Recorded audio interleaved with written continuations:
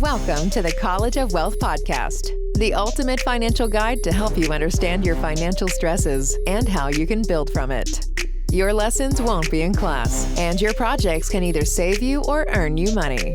We host episodes 2 times a week on Tuesdays and Thursdays to help you reach your financial freedom. Now let's get started with your hosts, Owen, Paradis, and William Goulet.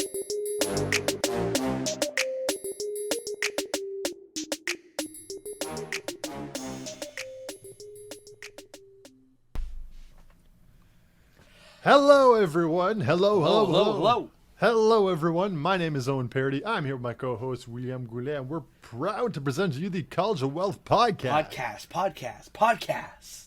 Yes, this is a College of Wealth podcast where we teach you the latest and greatest information about money, because at the end of the day, this is a crazy money-making world. Crazy in more than one ways. We just passed Halloween. Nothing too wild happened, I guess. But money making, I agree the whole way through. Except it's not always cash. Sometimes it's cash equivalent, like candy.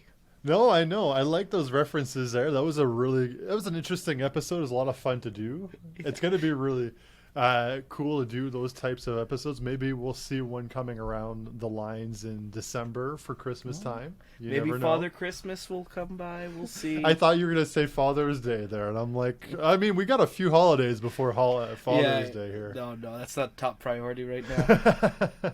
But with that being said, this is a financial podcast, and because it's a financial podcast, we like to go and say that this is for entertainment purposes only. Okay, yes. Like to go, and I've had some time to think about it, and okay. I don't think I like saying that. I don't think it's right. Okay. Because it diminishes the value of the actual information that we put out.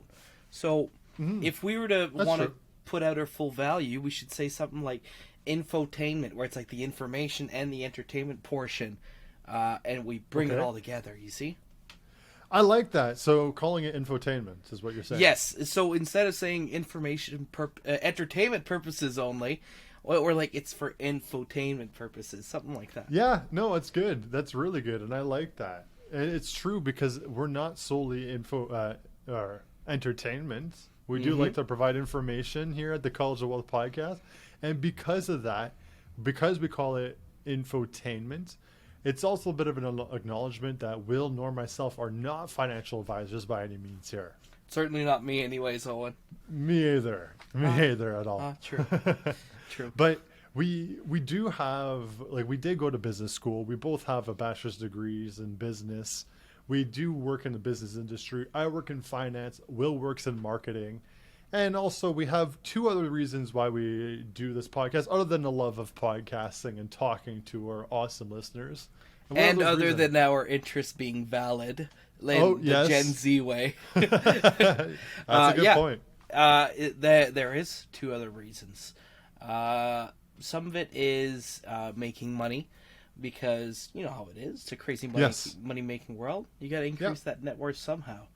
Yeah. But sometimes, and just sometimes, you can't always make money.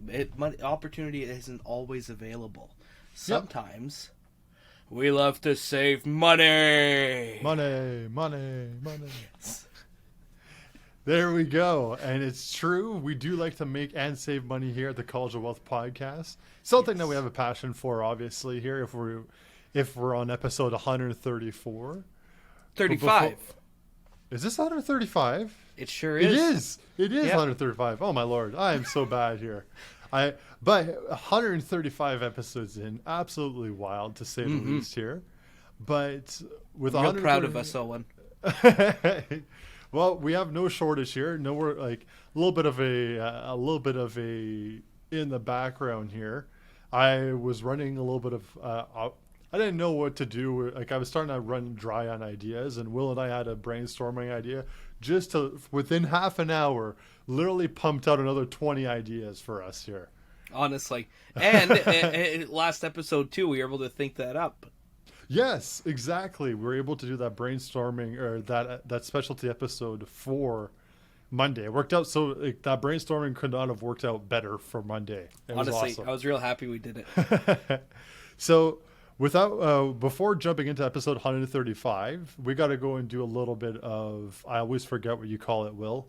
Housekeeping. I always say cleanup work, but it's not Yeah. cleanup. There's nothing messy about it. A little dusting around, maybe. Vacuuming. Yes, exactly. So if you haven't done so, give us a 5-star. It would be appreciated if you give us a 5-star review on Apple or on Spotify. It'd be greatly appreciated. Would be awesome. If not, if you're watching off of YouTube, or if you want to like to see a visual, because both Will and myself are very animated people, you can check us out on YouTube at College of Wealth Podcast, or you can go and check out our content on Instagram and TikTok as well for visuals as well. Absolutely. So, really good content to say the least. You can check us out on many different platforms. So, without further ado, we've got to jump into episode 135. Okay, what are we digging into? How to get rich fast, how to get rich quick versus how to get rich slow. Okay, quick, please. Quick. Don't we all? And it was such a pain in the butt to do research on this because I had to go. So, little bit of a disclaimer. When I did this, I first started doing bad reasons to make wealth quickly. And it turned in, yeah. So all the bad things like gambling your money away, like doing the lottery, or oh yes. And so I'm there, and it's like, so I was thinking about doing that, and then after I was starting to write my notes down, I found myself actually giving valid ways to make your millions quickly. Mm-hmm. Such as gambling your money, buying lottery tickets. No, and these are legal ways. These are 100% legal, but some of them are fairly general. But you'll be pleasantly surprised that some of them are realistic. And the way we have it formatted is we have 3 slow ways and 3 fast ways. Okay, sounds good to me. Yes, I'm all in. So but before we do that, we obviously have to talk about the stats. And today's stats, Statman, of course. And because we have a lot of information, I have 4 stats basically, which is still good. Well, so that's the norm. It was the norm anyway. So these are all about millionaires. Okay. Did you want to take a wild guess of how many estimated millionaires there are around the world? Oh my. This is according to Credit Suisse. Does that include like millionaire in pesos? No. Or okay. No. Millionaires around the world. There must be 100 million millionaires. Good guess. 46.8 millionaires. Oh, yeah. 46. So 46.8 million millionaires, I should say. Yeah, millionaires. Which doesn't you're not supposed to multiply that together. It's just a title. It's just a title. If it was 46.8 millionaires, then that'd be an issue. There'd be someone in there. Who's that 0.8? Who is that? Well, Mark Zuckerberg. Someone has $800,000. Yeah. Mark Zuckerberg, poor guy. Poor guy. Not a poor guy, but he's been losing a lot of his net worth. Yes. I think he's lost like 66% or something close 2/3. to that. Yeah, I just saw a report on that today. That's very harsh. I think he's down to around $100 billion, or he's going to be reaching. He went from 120 to 40, roughly. Oh my lord! In that ballpark. Okay, wow. So he's 0.8. Maybe he's that 0.8%. So our second stat is again about millionaires. Mm-hmm. What percentage of millionaires exercise at least 4 times a week? Oh, I would imagine most, because it takes discipline to do one like the other. So percentage-wise, let's go 85%. Close. 76%. Okay. Yeah, I'll take that. Now, it'd be interesting to know the population works out twice a week or something like that. Yeah, true. Because I work out. I'm not a millionaire, but I work out regularly. But you will be because you work out regularly. Because I work out. No, but I work out 3 to 4 times a week. And I think, there's something about going out to work out that just makes you feel productive too. Yes. I mean, you can attest to that now because you do it regularly yourself too. Yeah, no. And therefore, you're a millionaire. You're going to be a millionaire. Yeah, just you wait. I hear the more you go, the more likely you are to be. No, I was just watching something by Jocko Willink. He was a former Navy SEAL guy. And he said, I work out every day because if I don't use it, I'll lose it. And he says, every day that you don't use it, you do start losing it.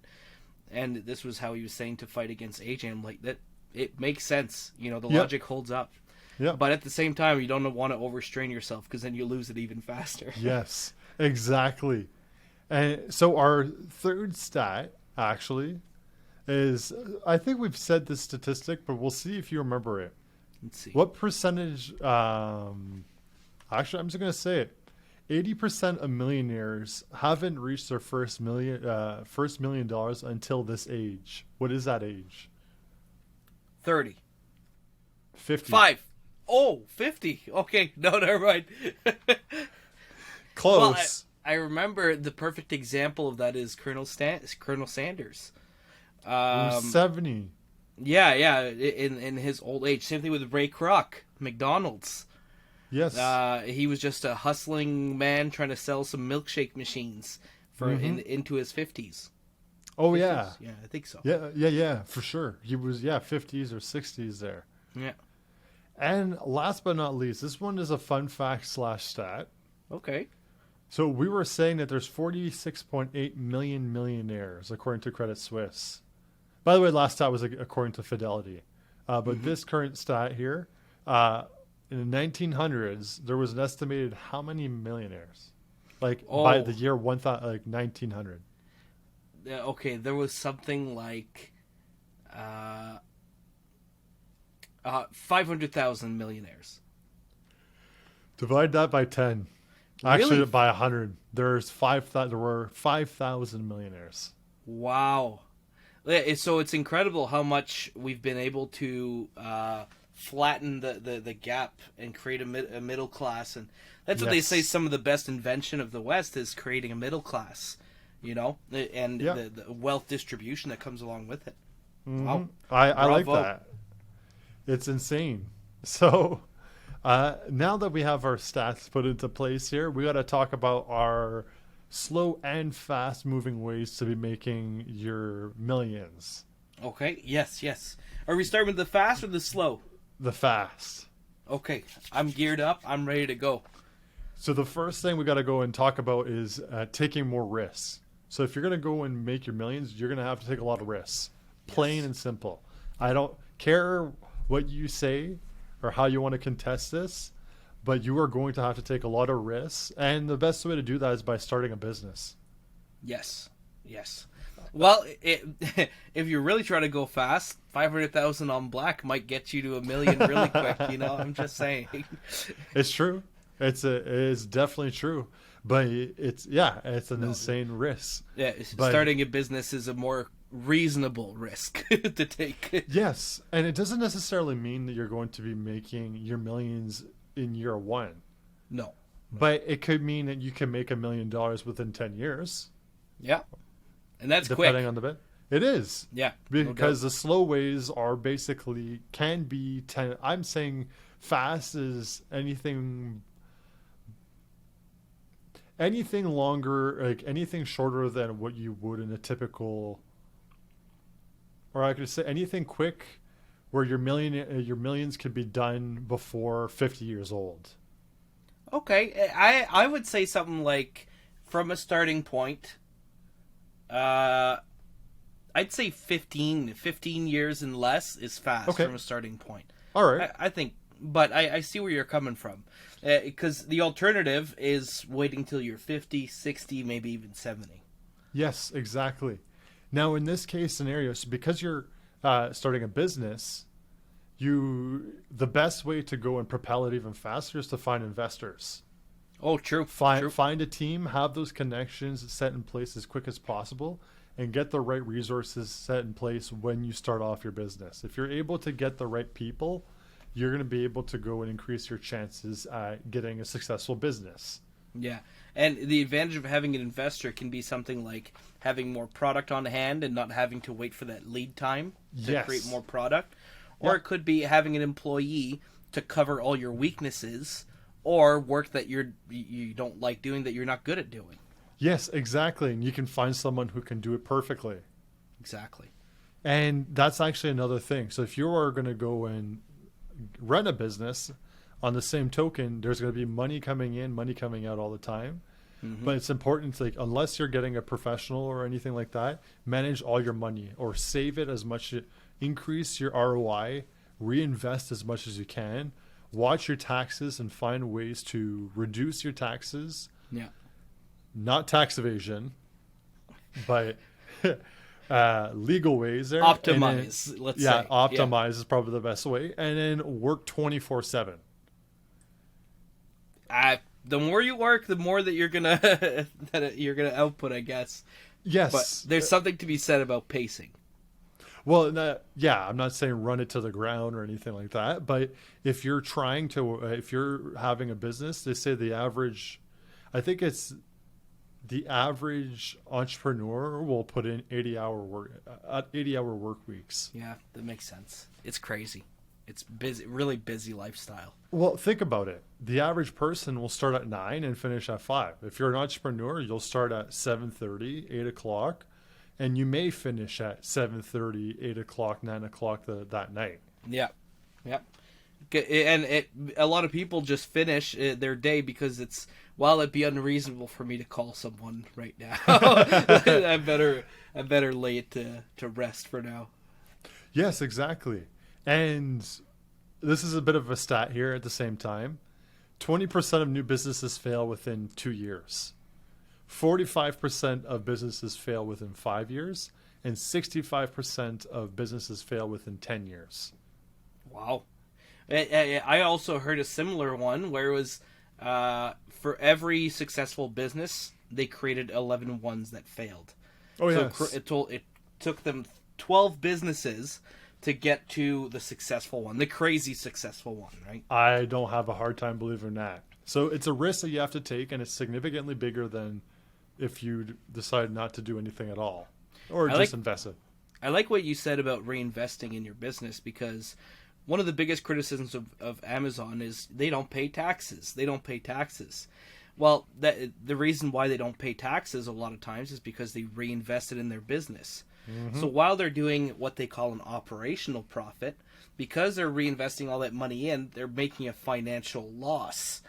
Yep. Although it's increasing the value. So because of that, they were able to accumulate this huge bill because of all that reinvestment, and now they're getting profits, and hey, we'll just claim that loss that we were doing over and over, and now they're raking in money. Exactly. So now that we got our first fast section done, we got to go and talk about our first slow section. Okay. And this one is investing in yourself and pay yourself first. This one's the most obvious one.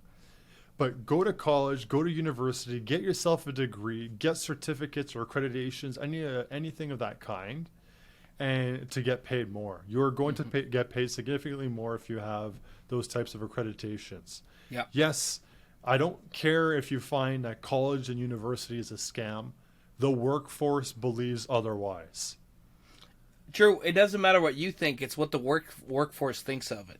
Yes. So if the workforce wants you to have a business degree, or they want you to have your red seal as a mechanic, but they're going to pay you $25 an hour instead of the $17 or $18 an hour in your first year, take it. Yeah. And get it over with. And this is the biggest thing that took me a long time to grasp, because I was like, do I really want to go to university? Like, is this really worth it? And I'm thinking to myself, 4 years of my life. And if I live to be 80 years old, that's only 4 years of my 80 years that I live.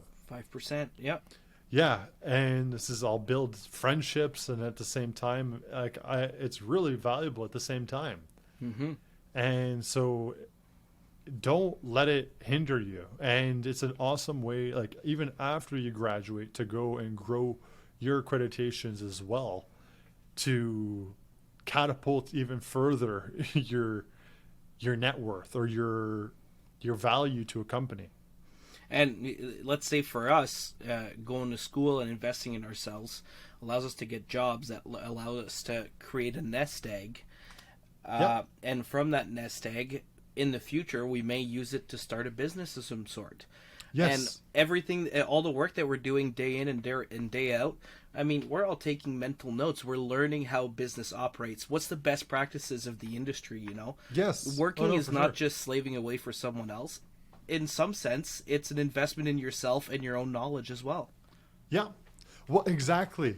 It's not, yeah, exactly. It'd be selfish or it'd be ridiculous to think that it's solely for someone else. Exactly. If you're going to go to college or university and say you did learn nothing, absolutely nothing, then you probably didn't use your time wisely. And if you didn't build connections, then you obviously didn't use that time wisely either. It's true. So true. So it's just really important to maximize that time for learning and educating yourself and bettering yourself. That's why companies pay big bucks for training you. Yes, true. So it's invaluable to a person. You know, some companies train you so that they could use it for themselves. Some companies will enroll you in trainings that maybe they wouldn't want to put you in order to keep you. And to say, look at that, we're investing in you, you know, and this and that, and it's extra compensation. Yes, very well said there. And the other thing, just like your education or just like investing, your salary will grow substantially. But imagine starting at $60,000 or $50,000 a year instead of $30,000 a year, and growing 5% a year or 3% a year. You stayed at that one job every single time. How much that money saved will compound over 25, 30 years. True. Yep. That'll be insane. Let's say 3% a year over 25, 30 years is going to be hundreds of thousands of dollars in difference. True. When you could have spent maybe, I mean, it depends if you're in Canada, but in Canada you spend $50,000 to $100,000 depending on the school. Mm-hmm. And you would end up in a really good position because of it. Yeah. Yeah, no doubt. It's all about that self-investment, and it's reinvesting in yourself even if it doesn't look like it up front. Yes. Very well said. And it actually talks about our last stat for the slow section, our first slow section, and that would be median earnings. So according to Stats Canada, the median earnings for a bachelor's degree is around $80,000. Okay. And if you have only a high school diploma, it's around $56,000. Wow. This is median. The median is $24,000 a year difference. Yep. Let's say we take a $75,000 diploma. In 3 years, you pay it back, which means an ROI of 33% a year. Well, no, it's not 26,000. From 56 to 80. Oh, yes. Okay, yes, 24,000. Okay, yes, you're right. So 24,000. Let's take a $75,000 degree. Yep. That's a 33% ROI. Which, if you can get 33% ROI in business, not in business, in the stock market, that's a great ROI. That's a really good ROI. Exactly. Yeah. So our second way to make money fast or make your millions fast, get rich quick. Legally. Yes. Is to find yourself another job. And when I say find yourself another job, I don't mean quit your job. I mean work 2 jobs. Okay. Interesting. I'm listening. So the best way to go and catapult your investments or anything like that is to go and invest as much as you can. So if you're working from 9 to 5, what are you doing? What are you doing from 5 p.m. till 5 to 10 even? 5 to 10. True. That's 5 hours that you get to do, whether it be cooking, cleaning, or anything like that. Do that times 5, Monday to Friday. That's 25 hours. And you have Saturday, Sunday, which is another 8 hours that you could do. Maybe even 12, 13 hours. Depends on how aggressive. Yeah. Yeah. And I'm not saying that you should be working every single waking hour. But some people are like that. I had this one guy, when I was supervisor, I had this one guy who did have 2 jobs, different, I think it was even 3 jobs, different warehouses, and Wow. he'd show up, and he was an extremely tired guy because he would work 3 jobs. he says, overworked himself. if I'm not there, I ask them, and if they'll say yes, so I'll come in and I'll do work. And if you don't need me, he's like, you guys are my priority. But if they have something, let me know if you can't have me, because I'll take that. It's good money. Wow. I'm like, man, respect, much respect. That's wild. But that it's the reality of it, though, because there's so much free time that we have in a day. Mm-hmm. And imagine, even if you're working a retail job, a secondary job as a retail job, putting in an extra 20 hours a week. Yeah. Yeah, put in an extra 20 hours a week, multiply that times 4 for the month, 80 hours. Mm-hmm. In Ontario, it's $15 an hour. Yeah. That's $1,200. Yeah. $1,200 a month. That's rent. Before taxes, of course, there. Sure.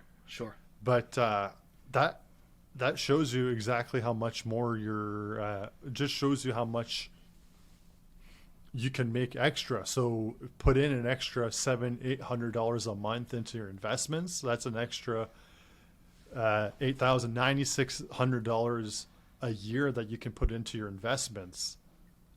That's one of the fallacies I think that people fall for is they'll do something like, well, I make my job, if I'm at $60,000 a year, that's around $30 an hour, and then I should go work for $15 an hour? Why is that? It's like, yeah, that's because it's your main job, Yeah. More money is more money. Well, that's it. No matter the case. Yeah. If you could work an hour and make $15, or if you could have passive income for 2 hours and do nothing, well, you still might consider that $15. You're like, you know what? I'm not doing anything. I could be making even more money. Well, if you have that mindset, in which most millionaires do, no matter what the case, if you are poor, rich, ultra rich, or insanely rich, you still have 24 hours in a day. That's So the one obviously thing everyone has in common. Yeah, it doesn't matter how many people, how old you are, how much money you bring in, everyone has the same time. And any wealthy person would tell you, I wish I'd have more than 24 hours in a day. Yeah. And that's the reality behind it. And what are they going to do is they're going to find ways to use that time to make more money. Yep, honestly. And that's how they're wired, Yeah. And it's a bit of a fun fact here, actually, for those people who are actually go-getters. 5.7% of Canadians actually work 2 jobs versus 7.8% of Americans work 2 jobs. Interesting. I think there's more of a financial need in the States to do that, right? I hear that a lot. Yeah, exactly. You're right about that. Because, minimum wages may be a bit lower in the United States. Yeah. So it can be a little bit more difficult. So, yeah, it's true that there's a little bit more of a need. But even in Canada, in Ontario being $15 an hour, it just gives you that much more of an opportunity to go and get paid more as a bonus. Yeah, you're right. Hence why people in Toronto and stuff like that, it's more common. Actually, my ex would do that kind of stuff. Okay. So many people work 2 jobs. It was a norm. That's so interesting. Well, no wonder with those real estate prices. We've already talked about those before. Goodness my. It's so that everyone has to hustle over there. So now that we have our second fast way to make your millions, we got to talk about a second way to make your millions in a slow way. Yeah. And this one is compounding as well, and that's to build more than one income stream. Okay, good. So when you're investing and you're getting dividends or anything like that, that's another form of income coming in. True. Yes. So that's a bit of it's a bonus as well. But when everyone starts, it's going to be slow. Yeah. And it's not going to be easy, and it's going to suck because you're like, I mean, I'm not just talking about investing, but you want to start a side gig, or you want to start a business, or you want to make baking or whatever. Even though baking is a side gig to begin with. Yeah. Respect. You're going to start from nothing. You're going to be using more time to be making that small amount of money, but that compounds over time. Yes. The growth will come in the future. And that's always when people see it, and it's hard not to be nearsighted and just say, oh, what, I'm going to invest $145 and I'll get $9 after a year. And it's like, $9, who cares, you know? I wiped myself with $9, and it's like, well, hold on, don't spit on it or poo on it quite yet. There's something you can do with it. You could buy yourself a McDonald's meal. True. That's for a holding fee of your $145 every year. Free Mackies. Yeah, exactly. But if you want to be smart, reinvest it, and that can grow even more. That's it. And now, the other cool thing about having an income stream is you get to grab the bull by the horns and do whatever you like and whatever you're good at. You're in control. And like I've said it beforehand, one of my good buddies, it's actually one of his main income streams now, where he wraps cars. Yes. It was a job of his, and he got really good at it, and he asked his boss, like, hey, can I get paid more? Can I get paid more? Can I get paid more? No, can't justify it. So he literally bought himself a printer, like an industrial size printer, beautiful setup that he's got in his garage, and does it. And that's his full-time job now. Amazing. And oddly enough, well, not oddly enough, he landed one of the major contracts for wrapping one of the sports one of the hockey teams here in town. Nice. For their tour bus. Oh, that's cool. That's wicked. Yeah, it is really, really cool. But that was him, and he grew it, and he says this is basically 10 years in the making. Yeah. And I know this is not something that he did overnight, and he hustled at it, and he started off originally not having a printer at all, and now he's got the printer. He can add designs, and you can customize it, and everything's done express on his own. And it was an investment that he did, but I mean, I guess it comes on the fast side for starting a business. But he started a side income, an extra income stream, became a primary income stream for him later on. Amazing. Yeah, and on average, a little bit of a fun fact: millionaires have on average 7 income streams. Whoa. Holy crap. Those are from 7 different sources, by the way. It's not like, okay, well, one dividend and another dividend. No, it's investments, a business, real estate. Yeah. And it's wild. I think the perfect thing that illustrates that is the game cash flow. Because you buy businesses. It's such a fun right? game. Yeah. You buy businesses and you see that cash flow coming in every month. And as soon as your turn starts, oh, look at that cash flow. You're like, oh, I got money from my mine. I got money from my tour bus business or whatever. All just money coming in. Like, that's what it's like being a rich person. You just have all this money coming in and you got to manage, And you have to manage it. It can be scary, but, it's scary for a lot of people. In fact, the quote of the day is from Adam Sandler. Okay. And he says, I still get very scared when I step in front of a live audience. And that's half his career. He's not just a movie guy. He's also got a side hustle, which is his music, his live comedy that he does, things like that. Yeah. And even for him, his professional aspect is still scary, So it truly is about just getting out there. And it doesn't get any less scary, but you get more and more competent to deal with the scariness, Yes, that's exactly it. The word, like, the good, the positive will outweigh the bad. Yes, exactly. So now that we have our secondary slow way to make your millions up. We talk about our last way to make your millions in a fast way. Yes, yes. And this one, I like what we were saying, 15 years, because this one can take a while. It's learning how to switch work frequently and being in the right industry. Oh, okay. Yes, yes. Okay. I get where you're coming from. And we've said it many times on the podcast, you shouldn't stay at a job for more than 3 years if you want to try and grow your salary. I'm going to say this because my girlfriend, now that she lives here, doesn't listen to the podcast as much. Yeah. And I know that her family had a bit of a rebuttal about me, like, kind of agreeing to this, saying that you shouldn't be staying at a job for longer than 3 years. And she's like, her family was like, no, you should be staying at a job. And it's like, well, you're not going to be able to grow as a person if you stay at a job and do the same thing day in and day out. Yeah.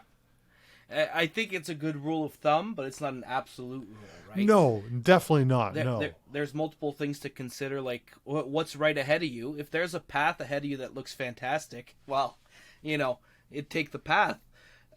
If there's financial uncertainty ahead, then maybe having something that's not perfect is better than having nothing and risking having nothing, right? Yeah. So exactly, it's a good rule of thumb, but of course, there's conditions to it. Exactly, and the goal of it is to try and become more well-rounded and become a little bit better, like a better person. If you're staying at the same position and you're not learning anymore. Well, how are you supposed to move up at that point? Yeah. And your employer is only going to give you 1%, 2%, 3% a year or more just to combat quote unquote inflation. Mm-hmm.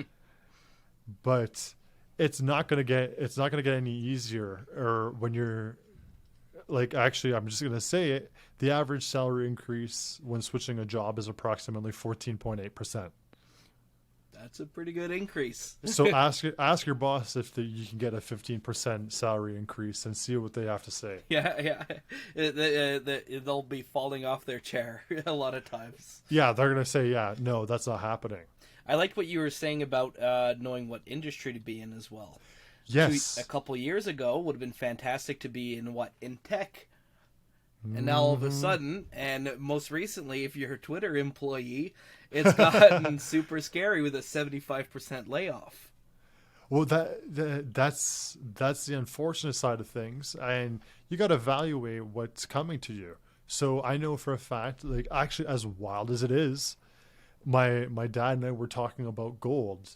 Well, I work for a different type of metal. I work for a nickel mine, and this nickel's been doing amazing because of electric vehicles, and there's a positive outlook in that sense. But gold industry, because of the cost, gold hasn't skyrocketed like what's been going on or what it typically does on a regular day, if you know what I mean. Like, everything has gone up in price, and the price of gold hasn't gone up along with it.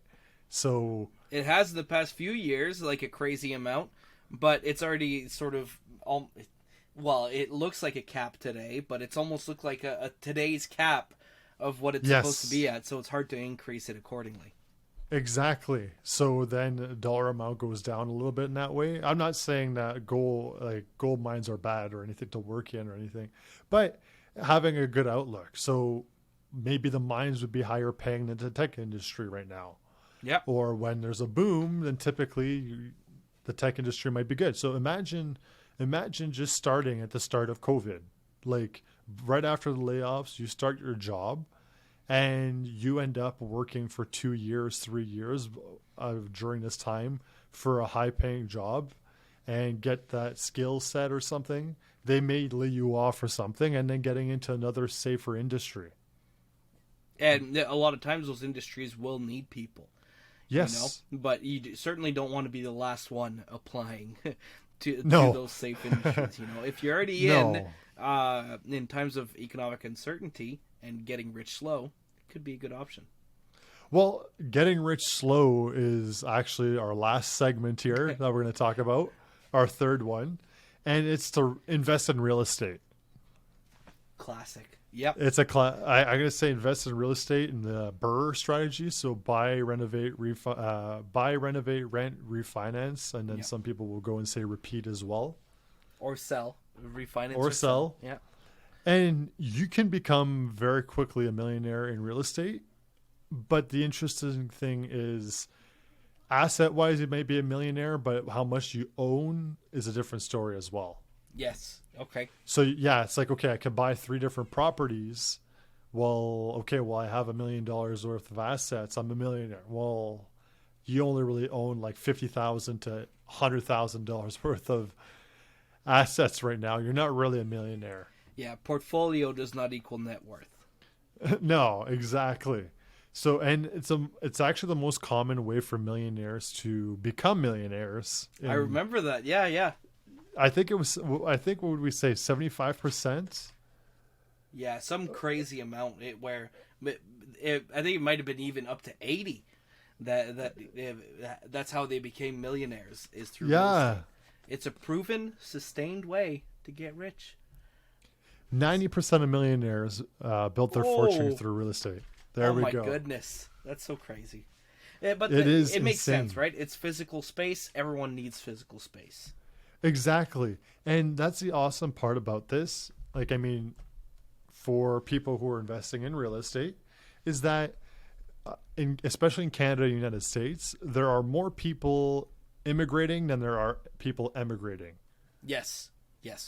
So in that sense, there's a housing shortage. It sounds terrible the way I'm saying it. I just mean if you're purchasing a home, the odds that your house is going to be worth next to nothing in the next year or next 5 years is slim to none.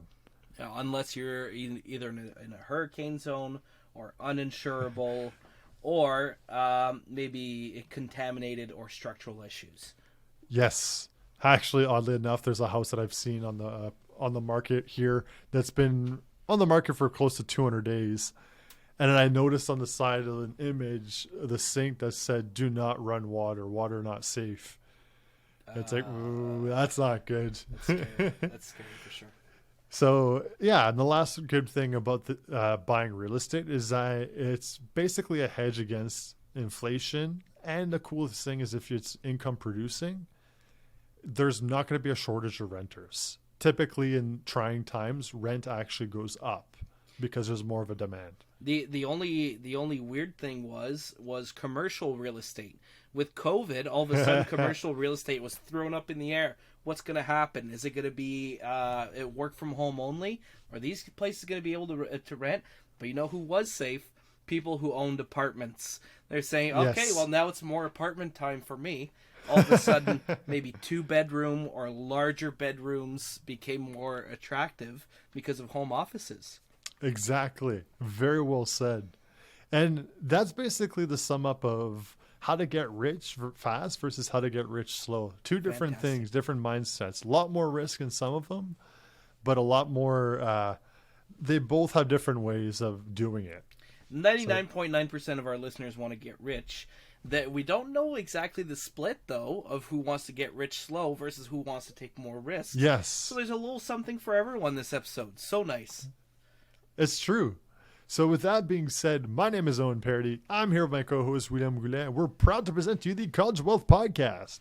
Peace. 2 figures, peace. I'll get it someday. This has been your daily dose of motivation with the College of Wealth Podcast. If you enjoyed the show, make sure to leave us a positive review on Apple Podcasts and Spotify. It would be greatly appreciated. Thank you for listening, and until next episode.